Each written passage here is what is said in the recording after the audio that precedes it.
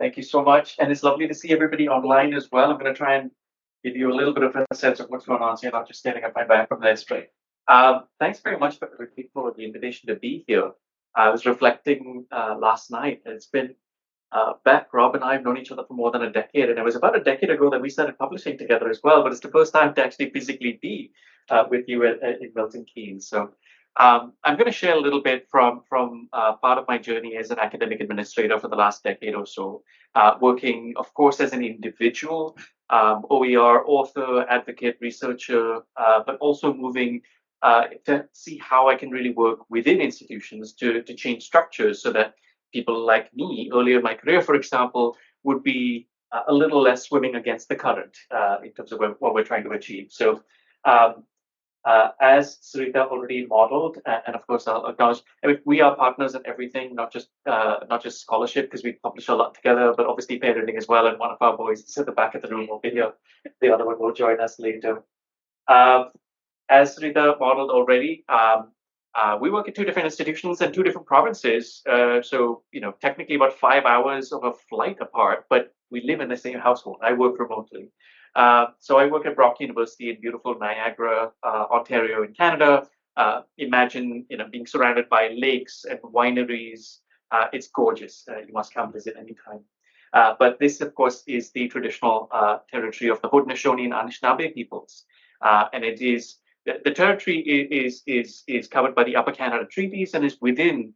Gives you a lovely visual. It's within the land protected by the dish with one spoon wampum agreement. It's a really important idea about resource sharing in a really responsible way. It's not just about taking, it's about serving. So as I said, I'm really going to share a few, hopefully really practical examples of my work in a couple of domains. One, of course, having to do with open education and open educational practices, and the other having to do with ethical educational technologies.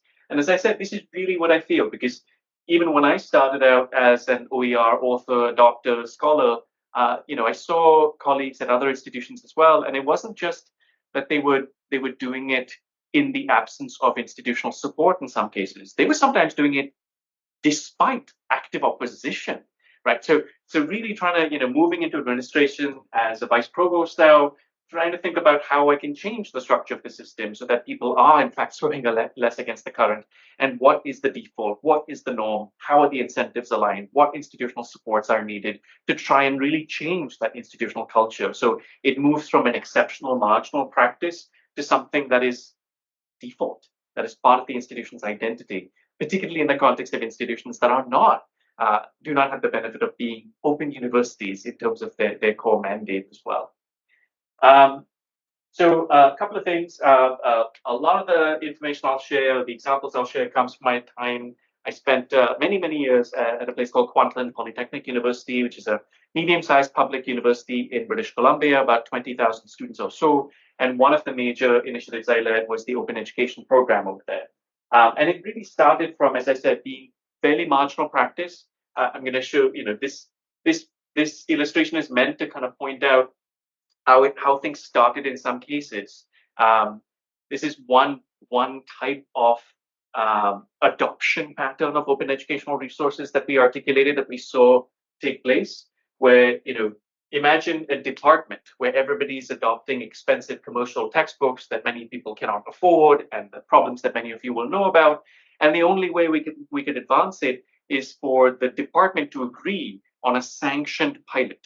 That even though everybody had to use the same consistent department chosen commercial textbook, a few people were given special permission to try an open educational resource, evaluate it over a year's pilot, come back with data on student outcomes, the kinds of questions people don't ask with incumbent practices, right? So, but that was the in that case. So how we went from that sort of a situation to this, where it is, the dominant practice at the institution. You can see at this point, I left Kwantlen 4 years ago at this point, but they've saved students more than $20 million in textbook costs. It continues to grow and grow and grow. It's very much a part of the system over there. So it was a real shift over the time I was there. And so part of what I will share is how we got to that level. And of course, there's been a fair bit of scholarship on this as well. Happily make my slides available, but This was a study we published last year in Open Praxis, which laid out the 5-year impact of the zero textbook cost program, which was one of the major initiatives. So 8 full degree programs from the first year to the graduating class, zero textbook costs, and that's where all of this is coming from. And of course, it did not harm students in their educational outcomes, as people in this room would understand fairly well. But in fact, they had superior outcomes, even though they were spending very little to no money on required textbooks. And of course, a lot of my other experience comes from Brock University, where I've been for the last 4 years. Did not have an OER program before I arrived. Kickstarted that, of course, in collaboration with the Student Association, which has been a really fun pilot. It's been a really resource-constrained environment, particularly in Ontario, but the students very quickly appreciated that with their student fees, they were happy to invest in the program once I worked with their board and they understood the outcomes. And so they've been happy to see a close, over 26x return on investment for every dollar the Student Society invests. And now, of course, the institution is investing in it as well. So that's been just the last 4 years, and we're off to the races over here as well. But the other half of the what I'm going to talk about is how do we get to a situation where our Senate routinely is passing policies like this? This is just one illustration, right? We do not condone, we do not support things like AI detection. If you look at 2 years before that, we do not endorse support. Remote exam proctoring would be another example. But how does this become institutionalized instead of something that people perhaps like Tim and I are advocating for in our context? And so this is not going to be a huge secret. This is not some magic recipe. I think this is fairly well understood from an administrator's perspective. But these are, I would say, my primary levers in many ways. And I'll share about 9 others on my last slide. But a lot of it is simply this: aligning strategy, in integrating these principles into your institutional strategy, which helps from a resourcing perspective, from an accountability perspective, from a prioritizing perspective, you name it. And then, of course, from there, once it's in strategy documents, and I'll show you a few examples, down to policies, specific policies, whether it's ID policy or curriculum development policy, or you name it, to specific procedures, into practices. And that's really how all of this got institutionalized at both of the institutions I'm talking about. So really quick examples over here. Quantlen, our academic plan that we developed back in 2018, integrated this as one of its primary goals.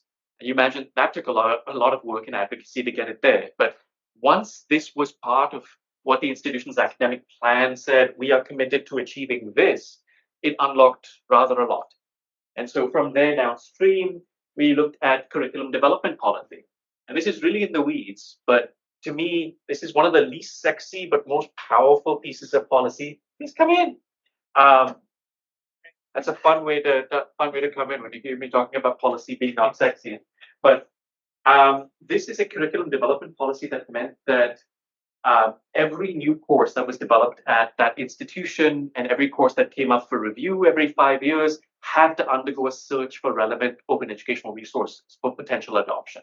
So again, not particularly exciting or glamorous, but very meaningful, because it meant our colleagues in the library had to work with every instructor who was reviewing a course or developing a new course to consider whether OER was an option in that case. So policy example on there to, let's say, here's another example of a procedure that gets attached to a policy that again explicitly encourages the creation and adaptation of OER, obviously published in open access outlets, adoption of open science practices and all the rest of it. But you have it from strategic planning to policy, and then it filters down into specific practices. In this case, we integrated it into what we call course marking. So when students are registering for specific modules or specific sections of courses, they can filter which ones have zero textbook costs, which ones are effectively using open educational resources. And for students with that financial need, for whom this is a significant barrier, this was deeply meaningful. So if I scroll back to, these data over here, that really came from students being able to identify which courses, which sections, which instructors are teaching courses that are using open educational resources. So for me, that is sexy, but it only gets enabled because of the relatively unsexy policies and procedures that are underlying it from an institutional perspective, right? So that it did not anymore require people like me to to beg and plead for special dispensation to adopt OER and evaluate its efficacy and come back with data, for example. So that's part of the institutional work. At Brock, I'll show a different example. This I was very proud of. Our academic plan, which we developed and approved in late 2022, integrated this. Develop and adopt an ethical framework for educational technologies that ensures the procurement of digital tools do not perpetuate and reinforce systemic inequalities and racial biases. This was a really big thing. It came from many different streams. In Canada, we have several agreements, one of which is called the Scarborough Charter for anti-Black racism and Black flourishing in Canadian higher education. And of course, this is one of the impetuses, not the only impetus by any means. But coming out of the pandemic, like many others, we were very aware of some of the algorithmic biases around, let's say, remote exam proctoring, right? And how it disproportionately flags students with darker skin tones as cheating, perhaps. And in the context of Gen AI, we can talk about this with Gen AI detection tools or tools that purport to detect Gen AI in student writing. And of course, those are incredibly biased in many ways. Very powerful piece of the academic plan. It eventually led to this. This is public, so happy to share this with anybody if you like, but it lays out 11 different dimensions in our ethical framework for EdTech. But it specifies that we're not going to procure tools that are ableist and then retrofit them to be accessible. It's simply not going to be allowed into the institution. We're not just going to do privacy impact assessments with new EdTech. We're going to be doing algorithmic impact assessments at the same time. So there's a whole host of things that center also around what Srita was talking about earlier, the notion of design justice. Right? Those who are most affected need to shape the outcome, need to be part of that decision-making process. And of course, at Brock, as I said already, also work around OER. And of course, that has been fun in many ways. I've already talked about the resource-constrained environment, which led to that different approach, a very powerful partnership with our student association. And you're seeing over here, Carly Charlton, who was the vice president of the student association for 2 years, my close partner on all of this. And I was really thrilled to see her receive a student award from Open Education Global, recognizing the student association's leadership in this space. I will say, this is also, it's wonderful, it's fantastic. It is also important, not just because of the recognition she received. As you will see, part of what I've seen is really incredibly important for the institution internally as well, is to have that recognition, is to have that celebration, is to do that storytelling, which really helps over time to change how the institution sees itself.